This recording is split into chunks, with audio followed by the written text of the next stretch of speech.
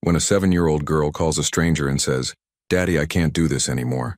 I can't keep washing dishes so me and my baby brothers can eat. We're just children." She has no idea this one moment will change 5 lives forever. A CEO, a desperate mother, 3 toddlers, and secrets buried for 3 years. What happens when the past you've been running from finally catches up? If you enjoyed this story, subscribe to the channel and type "Amen" in the comments. A beautiful piece of good news may come your way very soon, and don't forget to tell us where you're watching from. The fluorescent lights of Marty's diner flickered against the grease-stained walls as 7-year-old Violet Morgan dragged a plastic step stool toward the industrial sink. Her thin arms trembled under the weight of a stack of plates twice her size, remnants of meatloaf and mashed potatoes clinging to the chipped ceramic. The kitchen smelled of burnt coffee and yesterday's fish special, a smell that had seeped into her clothes, her hair, her very skin over the past 8 months. "Faster, kid. Those lunch dishes won't wash themselves." Marty's voice boomed from the service window, his thick fingers drumming impatiently on the stainless steel counter. "You want those leftovers for your brothers or not?" Violet's stomach growled in response, but she nodded silently, plunging her reddened hands into water so hot it made her wince. The soap stung the cuts on her fingers, tiny wounds from broken glasses she'd learned to hide. She couldn't afford to complain, couldn't afford to lose this arrangement. 3 2-year-old mouths depended on whatever scraps Marty deemed unfit to serve his paying customers. The boys were waiting in the alley behind the diner, tucked into a cardboard box fortress Violet had constructed from discarded produce crates. Mason, Lucas, and Tyler, her baby brothers, her responsibility, her entire world. Their identical faces with those striking gray-blue eyes would light up when she brought them food, even if it was just the crusts of sandwiches and the vegetables customers pushed aside. She'd taught them to eat quietly, to stay hidden, to never cry where anyone could hear. Their mother was at the factory again, always at the factory. 2 jobs, sometimes 3, and still they lived in a basement room with walls so thin Violet could hear the rats scratching. Still, Mama came home with empty pockets and exhausted eyes, collapsing onto the mattress they all shared without even removing her shoes. Violet had stopped asking questions months ago, stopped asking why they'd left their small apartment, why Mama jumped at every knock on the door, why she cried in her sleep and whispered a name Violet could never quite make out. The plate slipped from Violet's soapy grasp, shattering against the sink's edge. 3 jagged pieces clattered into the basin. "God damn it!" Marty appeared in the kitchen doorway, his bulky frame blocking the light. "That's coming out of your pay, but I don't get—" Violet bit her tongue, tasting blood. She didn't get paid. She got leftovers. That was the deal. Arguing would mean losing even that. "No food for you today. Maybe that'll teach you to be more careful." Marty's eyes were cold, calculating. "Your brothers can still eat, but you learn what it means to cost me money." Violet's vision blurred with tears she refused to shed. She was so hungry, so tired. Her arms ached from scrubbing, her back hurt from standing, and her head felt light. But she'd gone without food before. She could survive one more day. The boys couldn't. "Yes, sir," she whispered, returning to the mountain of dirty dishes. The lunch rush had been brutal. Nearly every table full, which meant more plates, more glasses, more silverware coated in dried ketchup and syrup. Violet's hands moved mechanically. Scrub, rinse, stack, repeat. Scrub, rinse, stack, repeat. Her mind drifted to the small kindnesses that kept her going. The way Tyler laughed when she made funny faces. How Mason always shared his portion with her, even when she pretended she wasn't hungry. The way Lucas would curl up in her lap and fall asleep with his tiny hand clutching her shirt. She didn't notice the man in the expensive suit enter the diner. Didn't see him take the corner booth, the wobbly one near the kitchen that most customers avoided. Didn't hear him order the coffee and sit in unusual silence, staring at his phone with the kind of intensity that suggested he was anywhere but here. Julian Westbrook had exactly 17 minutes before his next meeting. His driver waited outside in the Mercedes, engine idling, while Julian sought a moment of anonymity in this decidedly unanonymous part of his carefully curated existence. The downtown office towers were only 8 blocks away, but this neighborhood might as well have been another planet. A planet where his tailored $3,000 suit and Italian leather shoes drew stares instead of reverent nods. He'd come here on impulse, taking a wrong turn while trying to avoid traffic, and something about the shabby diner had called to him. Maybe it was nostalgia for simpler times before board meetings and shareholder expectations, before his company's valuation hit 9 figures and every decision carried the weight of thousands of employees' livelihoods. Or maybe it was the ghost of a memory, a woman with kind eyes and a gentle laugh who'd vanished like smoke 3 years ago, leaving nothing but questions and a hollow ache in his chest. Melissa. Her name was a prayer he'd long since stopped speaking aloud. The coffee arrived in a chipped mug, bitter and burnt. Julian grimaced but drank it anyway, scrolling through emails that all demanded immediate attention. Acquisition deals, patent disputes, an interview request from Forbes. His assistant had packed his schedule so tightly he barely had time to breathe, let alone think. But thinking was dangerous. Thinking led him down familiar paths, to that November night 3 years ago when he'd met a woman at a charity gala who seemed utterly unimpressed by his wealth and status. She'd been serving champagne, her blonde hair pulled back in a simple ponytail, her smile warm and genuine in a room full of plastic smiles. They'd talked for hours after her shift ended, walking through the city until dawn painted the sky pink. He'd fallen in love somewhere between 2nd Avenue and Sunrise, and then she'd disappeared without a trace. No phone number, no last name he could find, no forwarding address. Just Melissa and a memory that refused to fade. Julian set his phone on the table, rubbing his tired eyes. The document he'd been reviewing could wait. He needed these 17 minutes of peace. That's all he'd asked for. Was that too much? The phone screen remained lit with the quarterly report he'd been annotating. He should lock it, but what was the point? He'd be looking at it again in a minute anyway. His phone buzzed with another email and he reached for it, but his hand froze midway as the kitchen door swung open. Through the gap, he glimpsed a small figure at the industrial sink, a child so young she shouldn't be anywhere near a commercial kitchen, let alone working in one. Blonde hair hung in tangled waves around a face pinched with exhaustion. Her arms, thin as bird bones, struggled with a load that would challenge an adult. The door swung shut before Julian could process what he'd seen. A child, working, in a kitchen that clearly violated about 14 different labor laws. He glanced at the surly man behind the counter, Marty according to the name tag, who was now yelling something about broken plates and docked pay. Julian's lawyer instincts kicked in immediately. This was wrong, deeply, fundamentally wrong. But he had 16 minutes now. A meeting he couldn't miss. A company that depended on him. He'd call social services from the car, report what he'd seen, let the proper authorities handle it. That was the responsible thing to do. Julian pulled out his wallet, left a 20 for the $3 coffee, and stood to leave. He'd almost made it to the door when he heard it, a sound so soft he might have imagined it. A child's voice, tight with suppressed tears, whispering to herself in the kitchen. Please, God.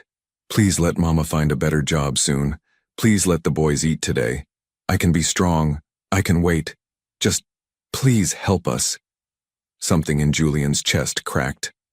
He'd heard prayers before. Countless prayers in countless churches during countless obligatory charity events. But this one, this desperate plea from a child who should be playing with dolls and learning multiplication, this one pierced through all his carefully constructed walls. 15 minutes. The meeting could start without him. His assistant would improvise. The company would survive. Julian Westbrook walked back to his table, sat down, and waited. He didn't know what he was waiting for, didn't have a plan, couldn't articulate why this mattered so much. He only knew that walking away would haunt him far more than any missed meeting ever could. In the kitchen, Violet finished the last plate and carefully dried her raw hands on a threadbare towel. The lunch rush was over. Time to collect the boys' food and disappear before Marty changed his mind about feeding them at all. She moved toward the back door, her stomach cramping with hunger she'd learned to ignore when she spotted it. A sleek black phone on the corner booth table, its screen dark but clearly expensive, clearly forgotten. Her heart hammered. Someone would come back for it. Someone always came back for valuable things. But the bathroom was right there, and she had exactly 3 minutes before Marty would notice her absence. 3 minutes to do something she'd never done before. 3 minutes to ask for help. Violet's hand trembled as she grabbed the phone, her mind racing with justifications. She'd return it. She would. She just needed. She needed someone to hear her. Someone to understand that she was drowning, that her mother was drowning, that 3 innocent babies were suffering for reasons Violet couldn't understand. The bathroom stall door closed with a soft click. Violet stared at the phone. It was still unlocked. The screen showing some kind of business document the man must have been reviewing before leaving it on the table. Her finger hovered over the phone icon. Who did you call when your world was falling apart? When you were 7 years old and responsible for 3 toddlers and a mother who worked herself into exhaustion but could never seem to earn enough? You called the first number you saw. A number labeled office. The phone rang once, twice. Then a voice, deep, authoritative but somehow kind, answered. Julian Westbrook. Violet's carefully constructed composure shattered. All the fear, all the exhaustion, all the desperate loneliness came pouring out in a voice that cracked and broke. Daddy, I can't do this anymore. I can't keep washing dishes so me and my baby brothers can eat. We're just children. Please help us. I'm so tired. She didn't know why she said daddy. Maybe because that's what children were supposed to have. Fathers who protected them, who made things right, who showed up when the world became too heavy to carry alone. Or maybe because somewhere in her 7-year-old heart, she'd given up on pride and dignity and all the things her mother tried so hard to preserve. Maybe she just needed someone, anyone to care. The silence on the other end lasted an eternity. Violet held her breath, waiting for laughter, for dismissal, for the click of disconnection. Instead, she heard something unexpected. A sharp intake of breath, the sound of rapid movement, a voice suddenly urgent and focused. Where are you? Tell me exactly where you are. Julian burst through the diner's front door with the force of a man possessed. His expensive suit jacket flying open, his phone pressed to his ear as he barked orders to someone on the other end. The few remaining afternoon customers glanced up in surprise, their coffee cups pausing midway to their lips. Marty looked up from the register, his expression shifting from annoyance to alarm as this obvious symbol of wealth and power advanced on his establishment like an avenging angel.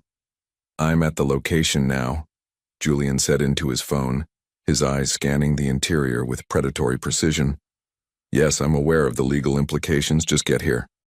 He ended the call and focused his full attention on Marty. You have a child working in your kitchen. It wasn't a question. It was an accusation delivered with the kind of cold fury that came from years of courtroom experience and absolute certainty of being right. Marty's face reddened, his hand instinctively moving to the register as if to protect it. I don't know what you're talking about, mister. I run a legitimate business here. Maybe you should save it. Julian's voice could have cut glass. I heard her. I saw her. And unless you want every health code violation, every labor law breach, and every moral failing of this establishment plastered across every news outlet in the city by tomorrow morning, you'll step aside and let me in that kitchen. The threat hung in the air, heavy and undeniable. Marty's calculation was visible. Fight this well-dressed stranger and risk everything, or cooperate and maybe salvage something from the wreckage. His shoulders slumped in defeat. She ain't my kid, he muttered. She just shows up every day, begs for food. I let her wash some dishes in exchange for leftovers. I'm doing her a favor. A favor. Julian's laugh was bitter. We'll see what Child Protective Services thinks about your favor. He didn't wait for permission, simply strode past Marty into the kitchen. The space was worse than he'd imagined. Grease coated every surface, the floor was sticky with years of accumulated grime, and the ventilation was so poor the heat felt oppressive. And there, standing frozen by the back door with a stack of to-go containers in her arms, was the child from his phone call. Violet's eyes were huge in her thin face, tracking Julian's approach with the wary alertness of a wild animal. She clutched the containers, her brother's food, against her chest like a shield. Please don't take the food, she whispered. They're hungry. It's not their fault. Julian felt something in his chest crack open, spilling emotion he'd carefully compartmentalized for years. This child, This impossibly brave, impossibly small child thought he'd come to take away the meager scraps she'd fought to earn. She stood there, trembling but defiant, ready to defend 3 containers of restaurant leftovers with the fierce protectiveness of a mother lion. "I'm not taking anything," Julian said softly, kneeling down to her level despite his expensive suit. "I'm here to help. You called me, remember? You asked for help." Violet's expression crumbled, relief and fear warring across her features. "I stole your phone. I'm sorry. I'm so sorry. I didn't know what else to do." "You did exactly the right thing." Julian reached out slowly, telegraphing his movement, and gently took one of her raw, reddened hands. The cuts and calluses on those small palms made him physically sick. "My name is Julian. What's yours?" "Violet." Her voice was barely audible. "Violet Morgan. It's nice to meet you, Violet. Now you mentioned brothers? Baby brothers?" Violet nodded, her grip on the containers loosening slightly. "They're outside, in the alley. I made them a safe place to wait while I work. They're good boys. They don't cry or make noise. I taught them." "Dear God." Julian stood, fighting to keep his expression neutral. "Can you show me?" She hesitated, those old eyes in a young face studying him with heartbreaking skepticism.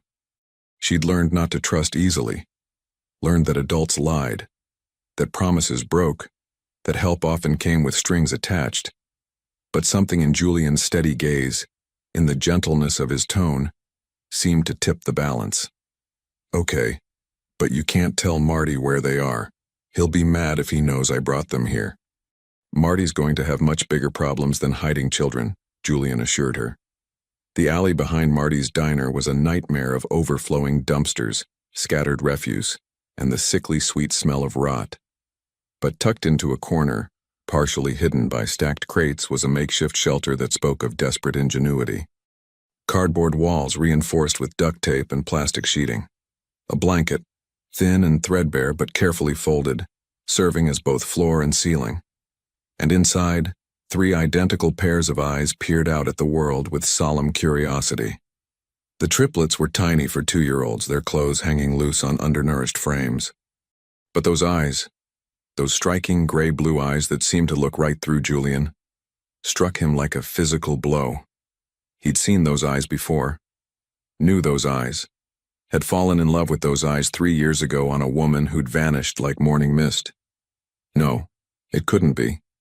The world wasn't that small, wasn't that cruel. But even as Julian's logical mind rejected the possibility, his heart recognized the truth with crystal clarity. These children shared more than a passing resemblance to Melissa. They were her miniature mirrors, right down to the way they tilted their heads when examining something new, which meant Julian's knees went weak. He gripped the edge of a dumpster for support, his mind racing through calculations and impossibilities. 3 2-year-olds. One night, 3 years ago. The timeline fit. The eye color fit. Everything fit, except the question screaming through his skull. Why hadn't she told him? "These are my brothers," Violet said proudly, oblivious to Julian's internal crisis.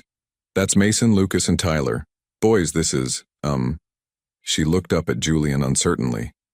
"Julian," he managed, his voice hoarse. "My name is Julian." The triplets watched him with that unnerving stillness children develop when raised in chaos, when any sudden movement might mean danger, when silence becomes survival. Mason clutched a small stuffed elephant with one ear missing. Lucas had his thumb in his mouth, his other hand twisted in the fabric of Tyler's shirt. Tyler, apparently the boldest, took one tentative step forward. "Food?" he asked hopefully, his voice high and sweet. Violet immediately opened the containers, distributing portions with the practiced efficiency of someone who'd done this countless times. She gave each boy slightly more than seemed fair, keeping the smallest portion for herself. Except Julian noticed she wasn't eating at all, just pretending to nibble while making sure her brothers ate their fill. "Violet," Julian said gently, "when did you last eat?" She shrugged, not meeting his eyes. "Marty said no food for me today. I broke a plate, but that's okay, I'm not that hungry." Her stomach chose that moment to growl loudly enough to be heard over the street traffic. Julian made a decision. He'd made thousands of decisions in his career, multi-million-dollar deals, strategic pivots, hires and fires that affected entire departments. But none of them had felt as monumentally important as this one. He pulled out his phone and made 3 calls in rapid succession. First to his assistant, canceling everything for the rest of the day. Second to his driver, instructing him to bring the car around to the alley. And third to his personal physician, requesting an immediate home visit. "Violet," he said, kneeling down again so they were eye level. "I need you to trust me. Can you do that?" The little girl studied him for a long moment, weighing options she shouldn't have to consider at 7 years old. "Are you going to take us away from Mama?" "No. But I am going to make sure you're safe and fed while we figure out how to help your whole family. I'm going to take you somewhere warm and clean, give you real food, and make sure those hands of yours get proper medical attention. And then we're going to find your mother and have a very important conversation. She's at the factory. She won't be home until late." "Which factory?" Violet rattled off an address that Julian recognized as one of the worst sweatshop operations in the industrial district, a place his company had specifically refused to do business with due to labor violations. Of course Melissa would be there. Of course she'd be working herself to death in the one place Julian's influence couldn't easily reach. "All right, then we'll wait for her at your home. Can you show me where you live?" Another long pause. Another internal calculation. Finally, Violet nodded. "Okay, but you have to promise not to judge Mama. She's trying her best. She loves us so much. Things are really hard right now. I promise." Julian extended his hand. "I won't judge her. I just want to help." Violet placed her small, damaged hand in his, and something fundamental shifted in Julian's universe. 30 minutes ago, he'd been concerned with stock prices and board meetings. Now holding this child's hand while 3 toddlers gathered around him with the desperate hope of the perpetually disappointed, he understood that he'd just been handed the most important assignment of his entire life. His driver, Thomas, appeared at the alley entrance, his professional composure faltering only slightly at the scene before him. To his credit, he asked no questions, simply opened the Mercedes doors and helped Julian load 4 small children into the pristine leather interior. The triplets' eyes went wide at the luxury, their hands tentatively touching the soft seats as if expecting them to disappear. "Violet," Julian said as Thomas pulled into traffic, "I need you to answer some questions, and I need you to be completely honest with me. Can you do that?" "I think so. Your mother's name is Melissa, right? Melissa Morgan?" Violet nodded. "Melissa Grace Morgan. But she said we used to have a different last name. Before." "Before what?" The little girl's expression shuddered, loyalty warring with the desperate need to unburden herself. "Before we had to leave. Before the scary men came looking. Before Mama started crying all the time." Julian's blood ran cold. "What scary men, sweetheart?" "I don't know. I just know Mama was scared. She packed up all our stuff in the middle of the night and we left our apartment, and she said we couldn't tell anyone where we went. Not even the neighbors who were nice to us." Pieces were clicking into place, terrible pieces that painted a picture Julian wished he could unsee. Melissa, 3 years ago, working as a server at a high-end event. Melissa, disappearing without explanation. Melissa, now hiding in poverty while raising 4 children alone. And those children, 3 of them with eyes that mirrored Julian's own. He'd thought he'd exhausted his capacity for shock today. He was wrong.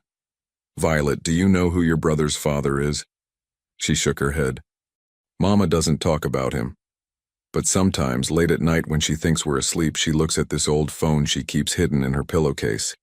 And she cries. And she says she's sorry over and over." Julian's hand moved unconsciously to his own phone, the phone Violet had used to call him, the phone he'd left on that diner table not by accident, but by providence. Or fate. Or whatever force governed the universe's cruelest ironies. "One more question, and this is important. Your mother, does she have blonde hair, blue-gray eyes, a small scar on her left wrist? How did you know about her scar?" Violet's eyes widened. "Mama said she got it when she was little, climbing a tree." The world tilted. Julian gripped the leather seat, fighting against the vertigo of a reality reshaping itself at impossible speed. It was her. Against all odds, against all probability, the woman he'd spent 3 years searching for was the mother of these 4 children. The woman he'd loved with an intensity that terrified him was living in a basement somewhere, working herself to death while her daughter washed dishes for scraps. And 3 of her children, 3 beautiful, fragile, impossibly brave children, might be his. The Mercedes pulled up to an address that made Thomas visibly uncomfortable. The building was 1 step above condemned, its windows covered in grime, its front steps crumbling, its hallways reeking of mold and despair. Violet led them down a narrow staircase to a basement unit with a door that didn't lock properly. "This is home," she announced with heartbreaking matter-of-factness. "It's not much, but Mama keeps it clean." Julian stepped inside and felt his heart shatter completely. The single room was barely 15 by 20 feet. 1 mattress on the floor covered with a blanket so worn it was nearly transparent. A hot plate on a makeshift table. A plastic bin serving as a makeshift refrigerator. No bathroom visible, probably shared with other units. No heat despite the autumn chill seeping through the walls. This was where Melissa lived. Where she'd raised 4 children alone. Where she'd tried to build some semblance of safety and normalcy despite circumstances that would have broken most people. And she'd done it rather than come to him. Rather than tell him about the children. Rather than accept help that Julian would have given without hesitation or condition. Why? What could possibly motivate someone to choose this desperate poverty over asking for help? Julian thought about the scary men Violet had mentioned. About Melissa's sudden disappearance 3 years ago. About the way she'd looked at him that night. With love, yes, but also with something that might have been fear. Or guilt. Or the knowledge of secrets too heavy to share. "Mr. Julian?" Violet's voice was small. "Are you okay? You look sad." He looked down at this remarkable child who'd somehow maintained compassion and concern for others, despite living a life that would justify complete self-absorption. "I'm okay, sweetie. I'm just thinking about how to make things better." Can you really do that? Make things better? Hope and skepticism fought for dominance in her expression. Or are you going to disappear like all the other people who said they'd help? "I'm not going anywhere," Julian promised. "And I'm going to make sure you and your brothers never wash another dish for food, that you never have to be this scared or hungry or alone again. What about Mama? Especially your Mama." Violet studied him for another long moment, then nodded once decisively. "Okay, I believe you." It was the highest compliment Julian had ever received, and the heaviest responsibility he'd ever accepted. Because somewhere across the city, Melissa Morgan was finishing her shift at a factory that ground people into dust. She had no idea her daughter had made a desperate phone call to a stranger. Had no idea that stranger was the man she'd loved and left. Had no idea her carefully hidden world was about to collide with the one she'd run from. Julian checked his watch. 5:30. If the factory shift ended at 6, Melissa would be home by 7. He had 90 minutes to prepare for a conversation 3 years in the making. 90 minutes to figure out how to look the woman he loved in the eyes and ask why she'd stolen his children and his future. 90 minutes before everything changed forever. Julian's first order of business was food. Real food, not restaurant scraps or whatever meager supplies Melissa had managed to scrape together. He sent Thomas to the nearest grocery store with instructions to buy everything a family of 5 would need for a week, with extra emphasis on child-friendly options and nutrition. Then he called his physician friend Marcus and pulled in a favor that was going to require significant explanation later. "I need you to come to this address and examine 4 children," Julian had said, his voice tight. "Off the books. Immediately." Marcus, to his credit, asked only 2 questions. "Are they in danger?" and "What's the address?" When Julian answered yes and provided the location, Marcus simply said he'd be there in 20 minutes. While waiting, Julian did what he did best. He assessed the situation with the cold analytical precision that made him successful in business. The room needed heat, proper bedding, food storage, basic safety improvements. The building itself was barely habitable. Medium term, they'd need to relocate. Long term, well, Long-term depended entirely on a conversation with a woman who might slam the door in his face. The triplets had warmed to him with the startling speed of children desperate for positive attention. They'd climbed onto his lap as he sat on the floor, their small bodies trusting in a way that made Julian's throat tight. Mason had fallen asleep against his chest, clutching that worn elephant. Lucas was examining Julian's watch with intense concentration. Tyler had discovered Julian's phone and was delightedly pressing buttons that did nothing because Julian had locked it. Violet sat nearby, watching this domestic scene with wonder and barely concealed fear. "You're really good with them," she said quietly. "Most people don't like kids, especially not kids like us. Kids like you? Poor kids. Kids who smell like the alley. Kids who don't have nice clothes or toys or anything normal kids have." Julian looked at this 7-year-old who'd somehow internalized the world's cruel judgment and decided she was less worthy because of circumstances completely beyond her control. "Violet, you listen to me. You are not less than anyone. Not one single person in this entire city is more valuable, more deserving, or more important than you and your brothers. Do you understand?" She shrugged, not meeting his eyes. "That's nice to say, but it's not true. If it was true, people would have helped us before now." The simple, devastating logic of a child who'd learned that kindness was conditional, and help came with strings. Julian wanted to rage against every system and person that had failed this little girl. Instead, he said, "You're right. People should have helped you sooner. That's their failure, not yours. And it's a failure I'm going to make sure never happens again." Thomas returned with enough groceries to feed a small army, his expression carefully neutral as he made multiple trips from the car. Marcus arrived shortly after, his medical bag in hand, his professional demeanor slipping only slightly when he took in the living conditions. "Julian," Marcus murmured, "what exactly is going on here? Long story, can you just examine them? Check for malnutrition, injuries, anything that needs immediate attention?" Marcus nodded, already shifting into doctor mode. He was gentle with the children, explaining everything he was doing, turning the examination into a game that had the triplets giggling instead of frightened. Violet submitted to his ministrations with stoic acceptance, barely flinching when he cleaned and bandaged the cuts on her hands. "Well?" Julian asked when Marcus finished. "They're undernourished, but not critically so. Violet has some concerning signs of chronic stress. Her blood pressure is elevated for a child her age. She's underweight, and those hands have seen far more labor than they should. The boys are developmentally appropriate, but could use more protein and calories. No signs of physical abuse, which is something. But Julian," Marcus lowered his voice, "these kids need stability, proper nutrition, and probably therapy. Especially the girl. She's holding on by a thread." "I know. Does this have something to do with—" Marcus paused, choosing his words carefully. "With her?" Julian had told exactly one person about Melissa, his best friend since college, the man who'd held him together when the disappearance first happened, and Julian had nearly come apart. Marcus knew about the night, the connection, the inexplicable vanishing.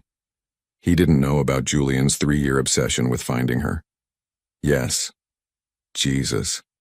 Marcus ran a hand through his hair. "These are her kids?" "Yes. And the boys." Marcus glanced at the triplets, recognition dawning. "Oh my God, Julian. Are they yours?" "I don't know yet, but probably." "Probably." Marcus's voice rose slightly. "You have probable children living in a basement and you didn't know about it?" "She didn't tell me." The words came out harsher than Julian intended. "She disappeared, remember? 3 years of nothing, and now I find her here, like this, and she never once thought to mention that I might be a father." Marcus absorbed this information with the careful neutrality of a man who knew his friend was on an emotional knife's edge. "There must be a reason. That's what I'm about to find out." The sound of footsteps on the stairs made everyone freeze. Slow, exhausted footsteps that spoke of a body pushed beyond its limits. A key rattled in the inadequate lock. The door swung open, and there she was. Melissa Morgan looked like a ghost of the woman Julian remembered. Her blonde hair, once glossy and bright, was dull and pulled back in a messy bun. Her face, once animated and full of light, was drawn and pale. Her clothes, cheap work pants and a stained sweatshirt, hung on a frame that had lost too much weight. But her eyes, those incredible blue-gray eyes, were exactly as Julian remembered. Those eyes swept the room, taking in the strangers, the groceries, the well-dressed man holding her sons. Recognition hit her like a physical blow. The color drained from her face. The bag she was carrying fell from nerveless fingers. "No," she whispered. "No, no, no. This can't be happening." "Mama!" Violet jumped up, running to her mother. "Mama, it's okay. This is Mr. Julian. He helped us. He bought food and a doctor came and everything is okay now." But Melissa wasn't looking at Violet. She was staring at Julian with an expression of absolute devastation. Terror and longing and guilt and love all twisted together in a mask of pure anguish. "Hello, Melissa," Julian said softly, carefully transferring the sleeping Mason to the mattress. "It's been a while. You shouldn't be here." Her voice shook. "You can't be here. They'll find out. They'll come. Oh God, what have you done? Who will find out? Who'll come?" Julian stood, approaching her slowly, as if she might bolt. "Melissa, what are you running from?" She shook her head frantically, backing toward the door. "You have to leave right now. Forget you saw us. Forget this address. Please, Julian, if you ever cared about me at all, you'll walk away and never come back." "I can't do that." "You have to." Her voice broke. "You don't understand what you've done just by coming here. They watch. They're always watching. And if they see you, if they connect you to me, to the children—" She stopped, pressing a hand to her mouth as if physically holding back words. Julian's mind raced. The pieces were there, scattered across 3 years and 1,000 unanswered questions. "Melissa, are the boys mine?" The question hung in the air like a guillotine blade. Violet gasped softly. Marcus took a sudden interest in his medical bag. Melissa's face crumpled, tears finally spilling over. "I can't," she sobbed. "I can't answer that. Don't ask me to answer that." "Why not?" "Because if they are, if those 3 beautiful children sleeping on that mattress are my sons, then you've kept them from me for 2 years. You've let them grow up in poverty while I had resources that could have changed everything. So you're going to tell me why, Melissa. You're going to tell me right now what could possibly justify this." His voice had risen despite his best efforts. The boys stirred, sensing tension. Tyler started to whimper. Melissa moved immediately to comfort them, her mother's instincts overriding everything else. She gathered all 3 into her arms, murmuring reassurances, and Julian saw the love there, fierce, protective, absolute. Whatever else she'd done, whatever secrets she was keeping, her devotion to these children was unquestionable. When the boys settled, she turned back to Julian. Her expression had shifted from panic to resignation. "I'll tell you, but not here, not in front of them, and not until I'm sure we're not being followed." "Followed by whom?" "Your brother." The words hit Julian like a bucket of ice water. "My brother? Christopher? What does he have to do with any of this?" Melissa's laugh was bitter and broken. "Everything. He has everything to do with it. But I need you to promise me something first. Whatever I tell you, whatever you learn, you won't go to him directly. You won't confront him without a plan. Because he's dangerous, Julian. More dangerous than you know. And he spent 3 years making sure I could never come back to you." Julian's world tilted again. His brother, his brilliant, successful, occasionally ruthless older brother, connected to Melissa's disappearance. It was impossible. It was insane. Except Melissa's fear was real, her terror genuine. And suddenly Julian was remembering things he'd dismissed as coincidence. Christopher's unusual interest in Julian's love life, his questions about that server girl, his subtle suggestions that Julian was better off alone, focused on business. "All right," Julian said slowly. "I promise. But you're going to tell me everything." Melissa nodded, exhaustion and relief competing in her expression. "I will. But first." She looked around the room, at the groceries, at Marcus, at the clear evidence of Julian's immediate intervention. "First, I need you to tell me something honestly. Why did you come? Why now after all this time?" Julian crossed the room, stopping just short of touching her. Your daughter called me. She found my phone at a diner where she washes dishes for food, and she said something that broke my heart and changed everything. She called me Daddy and asked for help. Melissa's intake of breath was sharp. She called you. Understanding dawned. The diner. Oh God, Violet, baby, you went to the diner again? I had to, Mama. The boys were so hungry, and I thought if I could just get enough food. Violet's voice trailed off, guilt written across her features. You're 7 years old. Melissa pulled Violet into a fierce hug. You're a baby yourself. You should be in school playing with friends, not washing dishes for scraps. Oh, my sweet girl, I'm so sorry. I'm so sorry. It's okay, Mama. I don't mind. I'm strong. You shouldn't have to be strong. You should get to be a child. Julian watched this exchange with emotions he couldn't name. Admiration for Melissa's fierce love, fury at circumstances that had pushed a mother to the breaking point, and growing dread about what she was about to reveal. If Christopher was involved, if his own brother had somehow orchestrated this nightmare, then nothing Julian thought he knew about his family was true. Melissa, he said gently, I've already called in favors, had a doctor examine the kids, bought enough food to last a week. Thomas is waiting in the car outside, and I have a secure apartment that nobody knows about, not even Christopher. Let me take you somewhere safe tonight. Let the children sleep in real beds with full stomachs, and then, when you're ready, you can tell me everything. She searched his face for a long moment, looking for something, reassurance, proof, a reason to trust. Finally, she said, if I do this, if I accept your help, there's no going back. Christopher will know, and when he knows, things will get very dangerous very quickly. I can protect you. Can you? The question wasn't skeptical.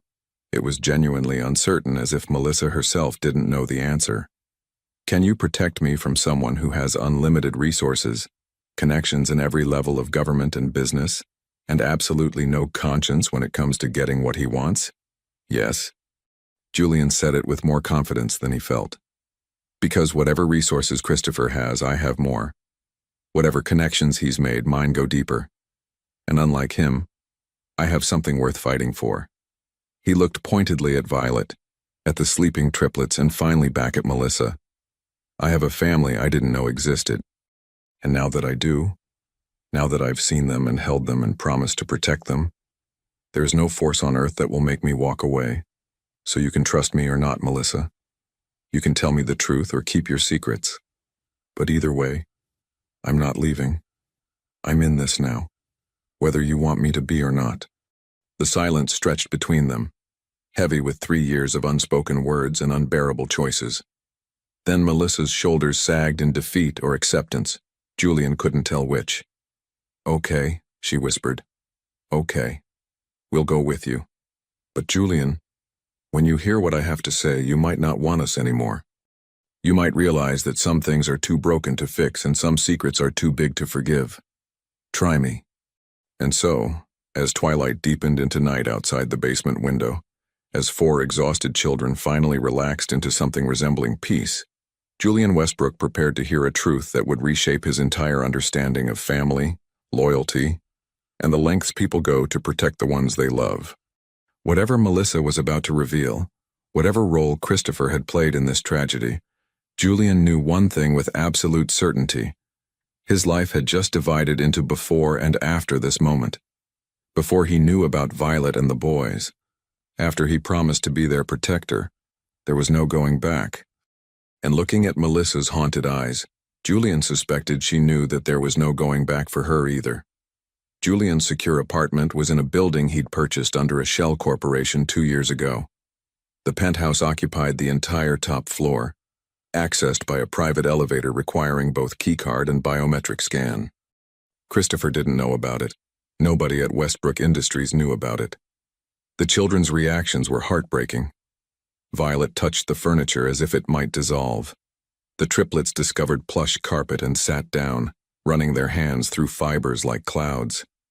Tyler found a light switch and spent 5 minutes turning it on and off, delighted by his power over electricity. There are 3 bedrooms, Julian explained. The master is yours. The children can share the second. It has 2 queen beds. The third is my office, but I can work from the living room. Julian, this is too much.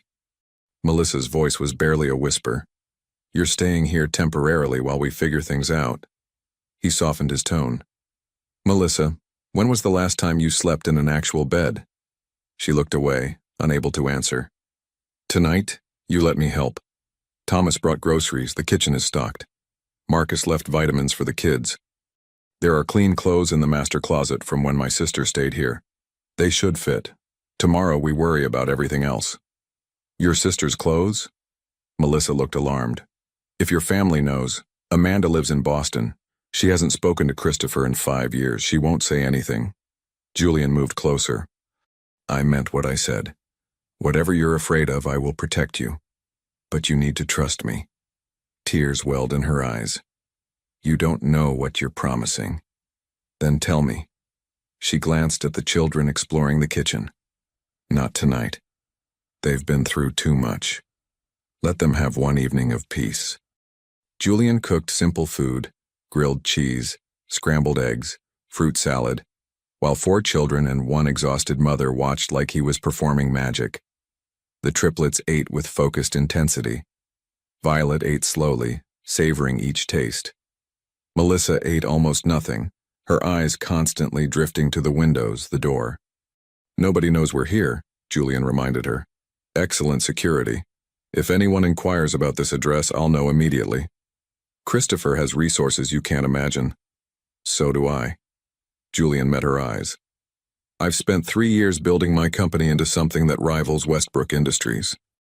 Strategic partnerships, political connections, financial independence.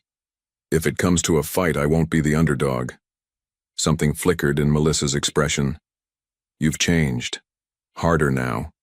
I'm nothing like him. I built success without stepping on people, without exploiting workers. I'm successful because I treated people with respect. Bath time was chaos and healing. Julian knelt beside the tub, helping Melissa wash 3 squirming toddlers who discovered bath toys and bubbles. Their laughter filled the bathroom like music. Violet insisted on bathing herself, emerging in one of Amanda's old t-shirts that hung to her knees, looking impossibly young and old simultaneously. Mr. Julian? She said as he helped Mason into pajamas. Are we really safe here? You're really safe. For how long? For as long as it takes to make sure you stay safe everywhere. By 9 o'clock, all 4 children were asleep. The triplets shared one bed, tangled together. Violet positioned herself at the edge closest to her brothers, one hand stretched toward them even in sleep. Julian stood in the doorway watching them breathe. These children had become his responsibility, his purpose. They've never slept this peacefully, Melissa said behind him. She'd showered and changed, looking more like the woman Julian remembered, though grief had carved permanent lines around her eyes. Then maybe that's a sign you're making the right choice. Or the calm before the storm. She moved beside him. Julian, I need to tell you everything before I lose my nerve. Julian led her to the living room. They sat on opposite ends of the couch. Finally, she spoke. That night we met. That wasn't chance. Christopher sent me there specifically to meet you. Julian's world tilted. What? I was working for an escort service. Not that kind, we were companions for events. Professional, polite.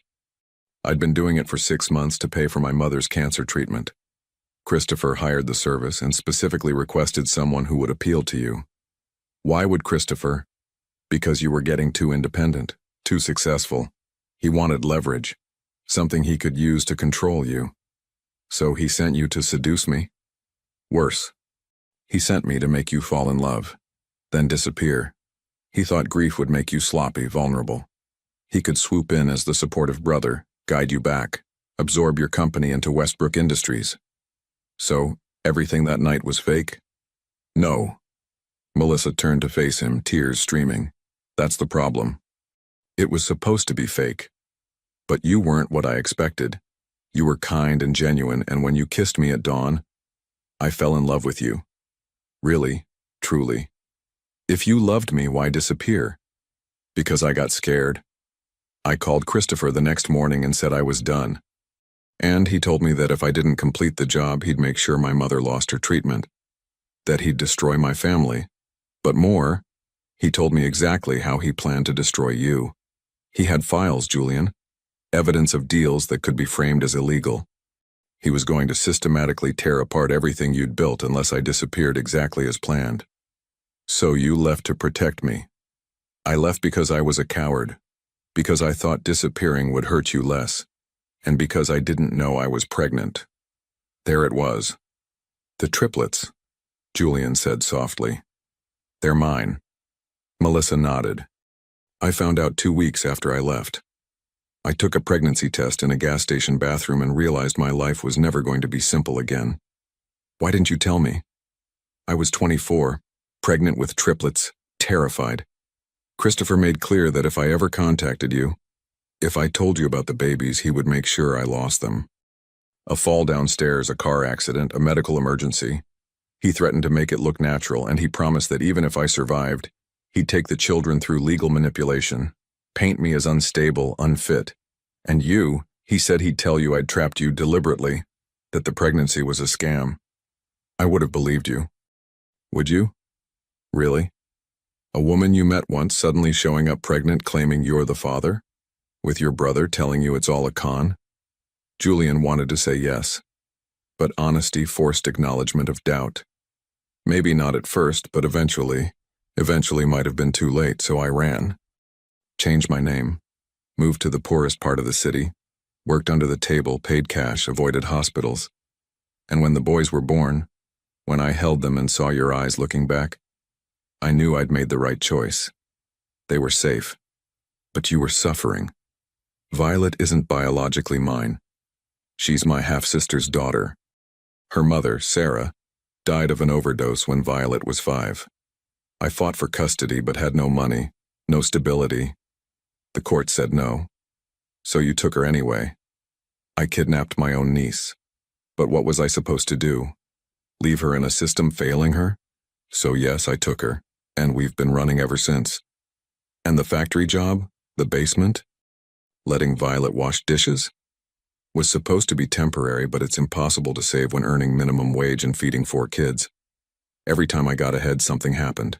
Medicine, shoes, rent increases. Melissa's voice was hollow. I was drowning every day, drowning more. Then today when Violet called you, I knew it was over. But I also knew that maybe I'd finally get to stop running. Julian processed everything. She'd been manipulated, threatened, forced into impossible choices. You said I might not want you after hearing the truth. I lied to you, kept your children from you. I'm not the woman you fell in love with. Julian moved closer. You're wrong. The woman I fell in love with is sitting right here. Exhausted, scared, battle-worn, but still her. He took her hands gently. Did Christopher manipulate you? Yes. Did circumstances force impossible choices? Absolutely. Do I wish you'd trusted me? More than anything. But Melissa, you survived. You kept 4 children safe against crushing odds. That's not broken, that's extraordinarily strong. I'm not strong, I'm barely holding on. Then let me hold on for you. Julian squeezed her hands. Tomorrow we start building a legal case. Establish paternity, custody arrangements. Once I've legally protected these kids, Christopher's threats become empty. You don't know him like I do.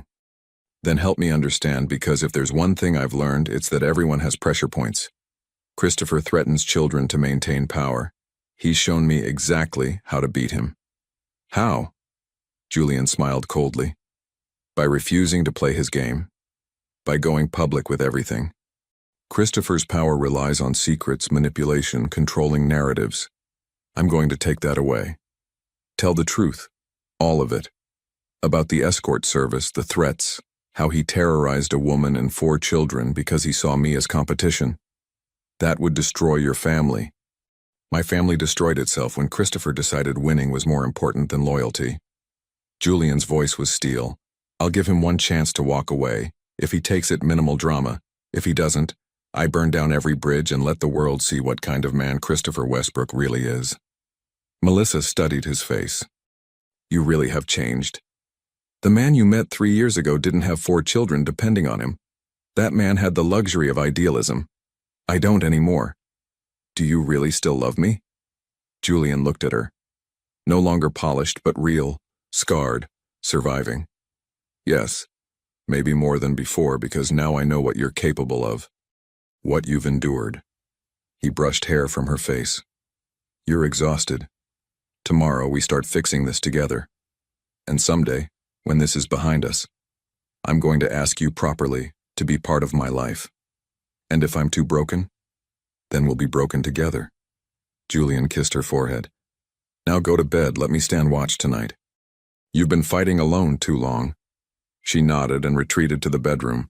Julian pulled out his phone and began making notes. Lawyers to call, evidence to gather, strategies to implement. Christopher thought he'd won, but he'd made a critical error. He'd given Julian a reason to fight that transcended business or family loyalty. He'd threatened Julian's children, and that was a mistake Christopher would regret. Morning brought chaos. The triplets woke at 6:30 with delighted shrieks. Violet immediately shifted into caretaker mode, trying to quiet them. It's okay, Julian said, appearing from the kitchen where he'd been awake since 5. Let them explore. This is their home now. For how long? Violet's question was pointed. Until your brother finds us? We're not running anymore. Today we start fighting back. Julian had assembled a team. Margaret Chen, a family law attorney known for aggressive protection of children's rights. David Okoye, a private investigator specializing in corporate espionage. And Amanda Westbrook, Julian's sister who'd driven from Boston overnight. Amanda took one look at the children and Melissa's haunted expression and began organizing. Right. Kids need clothes, school enrollment for Violet, doctor appointments. Julian, you focus on legal. I'll handle the human elements. Amanda, you don't have to. Melissa started. Yes, I do. Christopher terrorized me for years. If he's done worse to you, helping isn't charity, it's justice. Amanda's expression was fierce. Besides, those triplets have the Westbrook eyes, which makes them family, and family protects each other. While Amanda took Melissa and the children shopping, Julian met with his legal team. Let me be clear, Margaret said, spreading documents. Establishing paternity is straightforward. DNA test, court filing. Custody of the triplets will be uncontested, but Violet complicates things. Melissa has no legal custody. Technically, she kidnapped her niece. That's a felony. Can we fight it? We can try.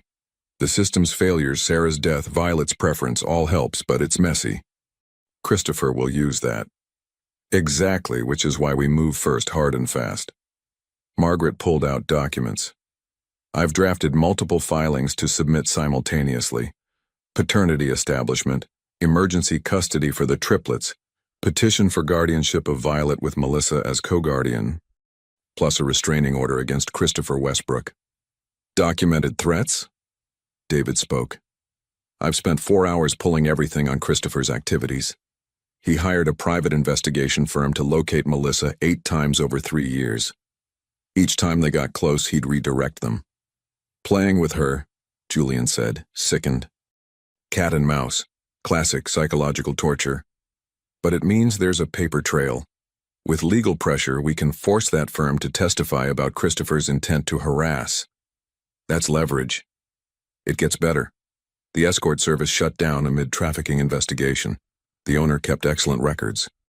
Those records are in law enforcement custody, including communications between Christopher and the service, specifically discussing engineering a meeting between Melissa and you. Can we access them? With subpoena power, yes. Which brings my recommendation. Don't play defense. Go on offense. File a civil suit against Christopher for emotional distress, conspiracy, harassment. Force him to defend himself under oath. That destroys any remaining family relationship.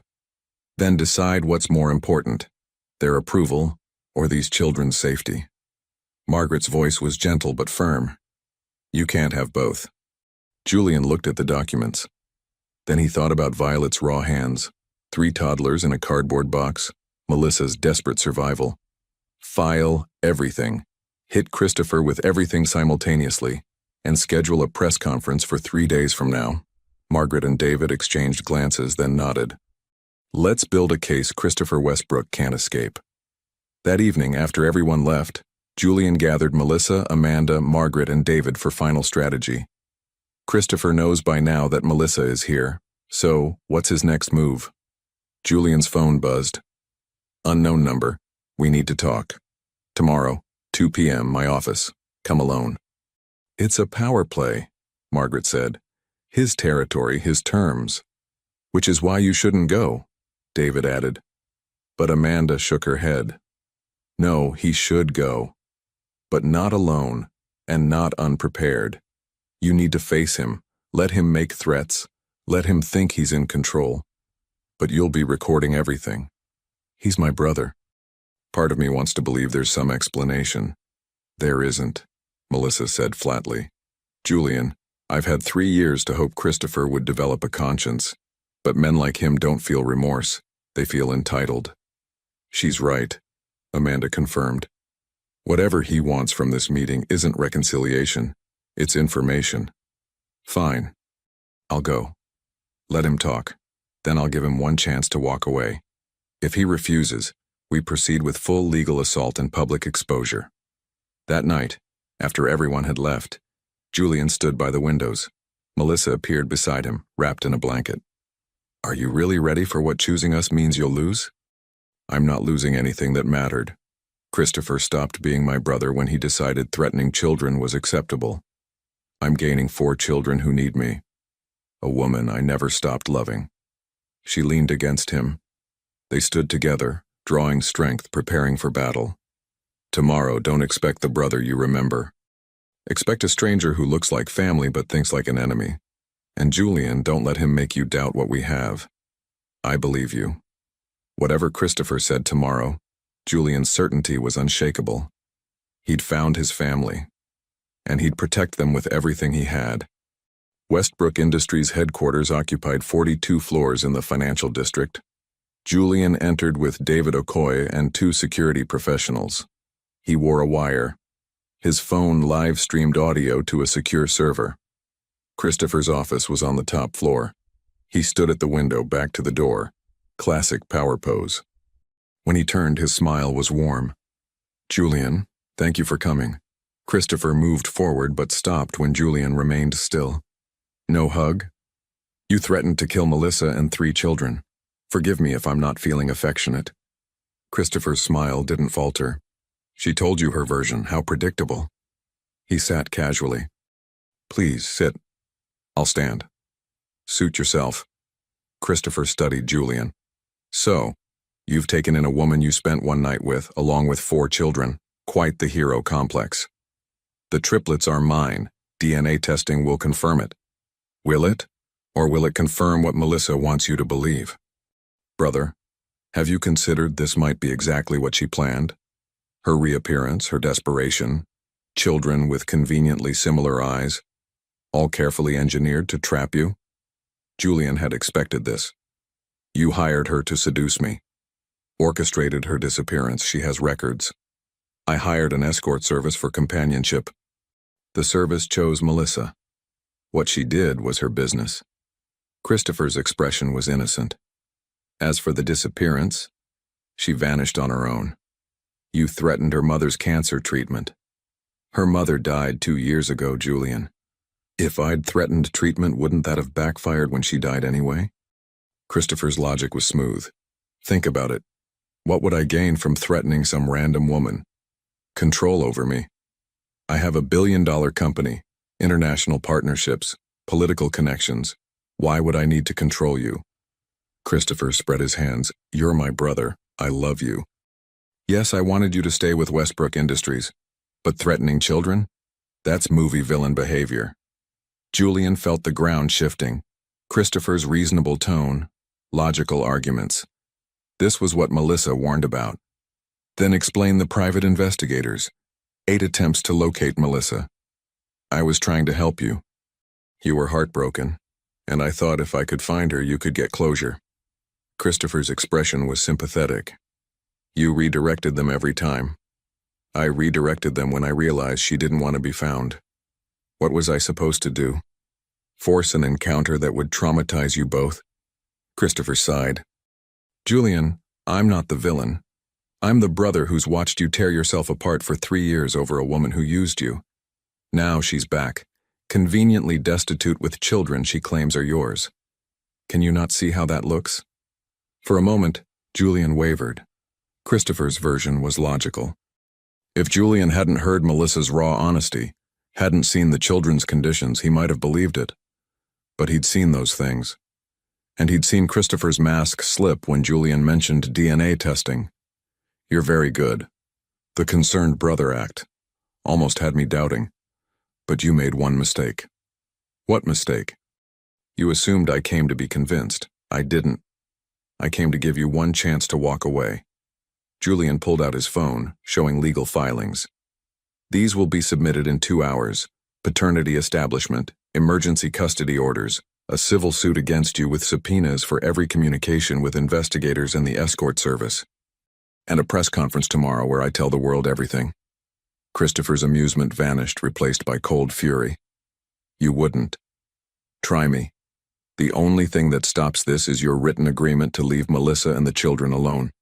No contact, no investigation. You stay out of our lives, I stay out of yours.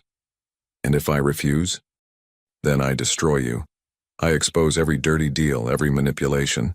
I use every media connection to paint you as the monster you are. When Westbrook Industries stock crashes, I'll buy up the pieces and rebuild without you. Christopher stood slowly, his demeanor cracking. You arrogant, do you have any idea what I've built? What I've sacrificed?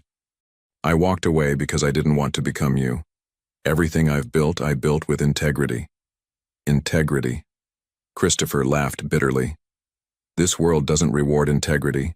It rewards strength, ruthlessness, people who understand that winning isn't everything, it's the only thing. Then we have different definitions of winning. Do we? Because you've lost everything that matters. Walked away from billions, burned relationships, and for what? A woman who sold herself and 4 children who'll probably grow up mediocre? The insult ignited something volcanic in Julian. He took a step forward, fists clenched.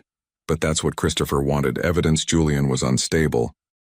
Instead, Julian smiled coldly. You're right about one thing. We have lost something. I've lost the last hope that somewhere inside you was the brother I grew up with. And you've lost your one chance to avoid what happens next. You think you can threaten me? I have resources. I've spent 3 years building my own network. People who owe me favors, who trust me. When I go public, when I expose what you did, a lot of people will remember every questionable deal you strong-armed them into. Christopher shifted from fury to calculation. There's still a way to resolve this amicably. Perhaps I was too aggressive trying to protect you. Perhaps I made errors. But we're family, we can work through this. Not interested. Even if I could make Melissa's legal troubles disappear, ensure Violet's custody transfer, provide financial support. Christopher was pivoting. I have resources that could help them. Legitimate help, no strings. Strings are all you have. Julian moved toward the door. You have 2 hours to sign the agreement. If you don't, we proceed. Your choice. Julian, wait. Christopher's voice stopped him. Do you really hate me this much? For a second, Julian saw something that might have been genuine emotion. But then he remembered Violet's raw hands, Melissa's terror, 3 toddlers in a cardboard box. I don't hate you. I pity you. Because you've spent so long winning that you've forgotten what you were winning for. Goodbye, Christopher. Julian walked out. Outside, David was waiting. How did it go? Exactly as expected. Did the recording work? Perfectly. We have everything. Send the agreement. If we don't have a signed copy by 5 p. Me, we file everything. The drive back felt surreal. Julian's phone buzzed with messages from family members, all urging him to be reasonable. He ignored them. Melissa was waiting, anxiety across her face. What happened? He tried to make me doubt you. Almost worked for 3 seconds. Then I remembered who I'd seen in that cardboard box. Did he agree to leave us alone? Not yet, but he will, because the alternative is losing everything. At 4:58, Julian's phone rang. Margaret Chen. He answered on speaker. We have it. Signed agreement. Delivered 7 minutes ago. He agrees to no contact with Melissa or the children. no interference with custody, and a formal apology filed with the court, but kept sealed. In exchange, we don't proceed with public exposure.